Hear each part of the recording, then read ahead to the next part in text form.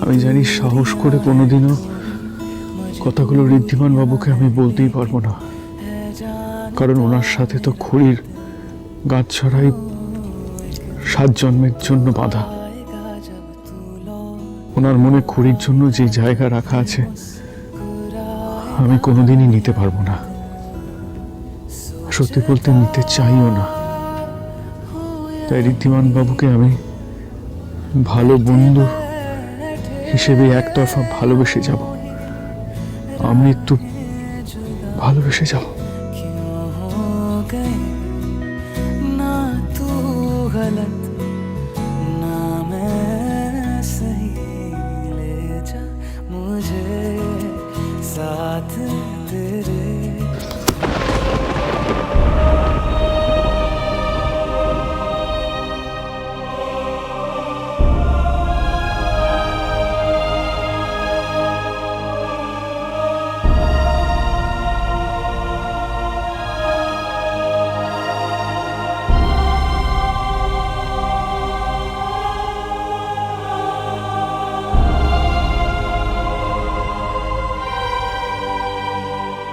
আপনি তো জানেন কতটা ভালোবেসেছিলাম আপনাকে, নিজের সবটুকু দিয়ে আপনাকে ভালোবেসেছি, কিন্তু আপনি তো থাকলেন না, ফাঁকি দিয়ে পালিয়ে গেলেন আমার কাছ থেকে। কোনোদিন ভাবিনি আপনার পরে কেউ আমার জীবনে আসবে, লাইফ একটা সেকেন্ড চান্স দেবে, বিশ্বাসই করিনি। তারপর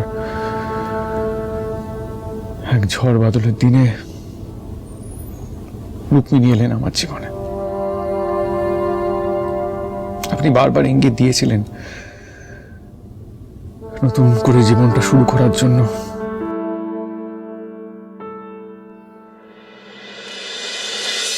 বারবার বলেছিলেন আমায়, আমি পারিনি। তারপর আস্তে আস্তে কি করে জানি না রুক্মিণী আমার মনে জায়গা করে নিলেন।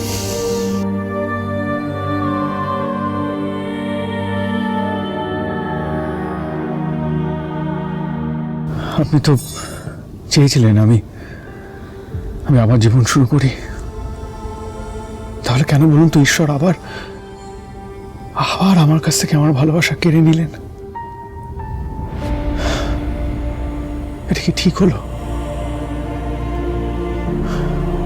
একবার আমি আমার জীবন থেকে আমার ভালোবাসা হারিয়েছি, তো আর না। এই সেকেন্ড চান্স আমি আমার হাত থেকে যেতে দেব না, যেভাবেই হোক রুক্মিণীকে এই জগদ্ধাত্রী পুজোর মধ্যেই আমি ওনাকে উদ্ধার করবো, ওনাকে ফিরিয়ে নিয়ে আসবো আমার জীবনে।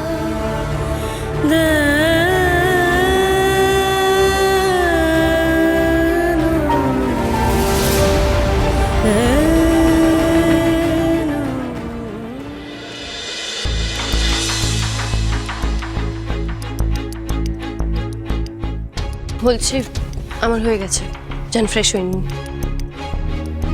শুনুন না, আপনার সাথে একটা কথা বলার ছিল আসলে। কি বলবেন? আর কি বলবেন আয়ুষ্মান বাবু? আবার নিজের ভুলের জন্য আমার কাছে ক্ষমা চাইবেন, তাই তো? আমি জানি আমার ক্ষমা চাওয়ার মুখ নেই,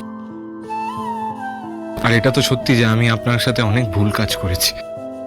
প্রত্যেকবার আপনাকে কাঠগড়ায় দাঁড় করিয়েছি।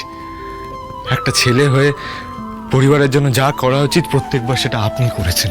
তাহলে এবার বুঝতে পারছেন তো, সবসময় যেটা ভাবা হয় সেটা সত্যি হয় না। তাই মানুষকে জাজ করার আগে, দোষারোপ করার আগে অন্তত একবার ভেবে নেওয়া উচিত। হ্যাঁ, উচিত। তাই জন্য কোনো হিউম্যানলেসলি বা রাগের মাথায় আমি আর কোনোদিন ডিসিশন নেব না, কোনো জাজমেন্ট তৈরি করব না, শান্ত মাথায় সবটা করবো। আর সেটার জন্য আমার একটু সময় লাগবে গঙ্গা। ততদিনে আমাকে ক্ষমা করে দেওয়া যায় না বলুন?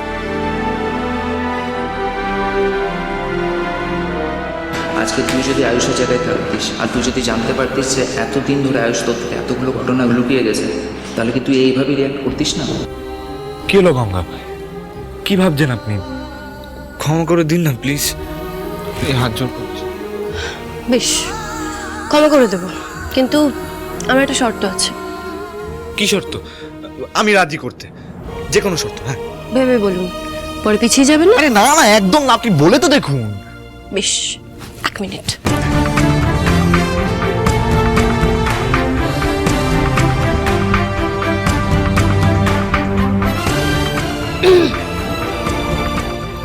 এটা এটা কি?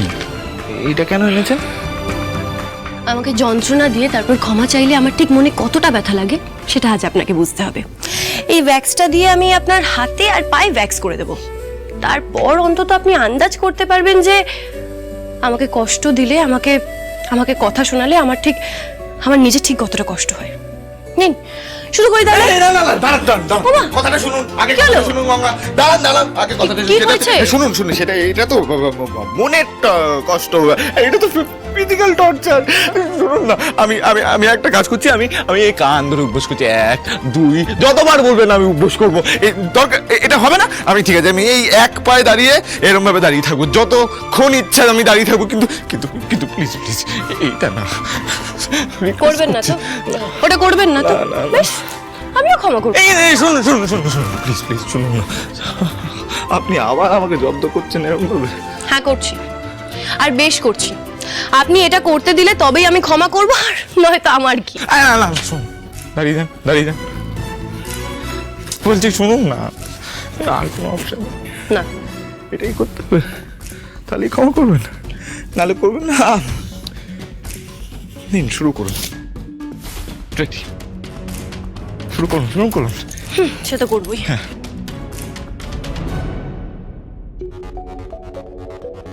দেখি, রেডি তো? অবশ্যই, একদম আস্তে। রেডি?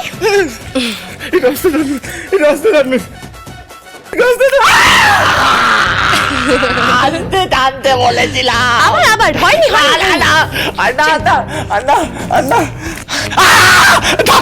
গঙ্গা, আপনি এবার ক্ষমা করে দেবেন, আপনি এবার ক্ষমা করে দেবেন, আর রাগ করে থাকবেন না প্লিজ। আমি তো আদৌ রাগ করেছিলাম না। কি বললো, আপনাকে রাগ করে আছে? মানে তার মানে এটা আপনি ইচ্ছে করে করলেন? আপনি একজন পুরুষের পুরুষত্ব চিনিয়ে নিলেন। আমি কিন্তু এটার জন্য আপনাকে কোনোদিনও ক্ষমা করবো না, কোনোদিনও ক্ষমা করবো না। জ্বালা করছে। ওরে বাবা ওরে।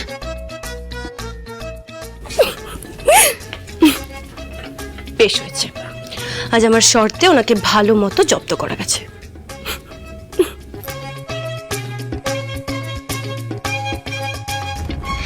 মিস্টার ঋদ্ধিমান সিংহ রায় কাল নির্দোষ প্রমাণ হয়ে যাবেন, আর যে দোষী, যে অপরাধী, তার কাছে তুমি কিভাবে পৌঁছবে সেটাও আমি তোমাকে বলে দেবো। শুধু একটাই শর্ত, গঙ্গা, তোমাকে একটা ব্ল্যাঙ্ক পেপারে সই করে দিতে হবে। সেদিন উনি আমাকে কোন শর্তের কথা বলছিলেন সেটা তো এখনো জানা হলো না।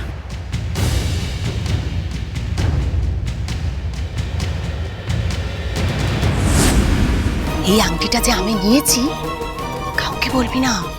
এই আংটিটা দেখিয়ে আমি তোমার বাড়ির লোককে তো খুঁজে নিয়ে আসবো।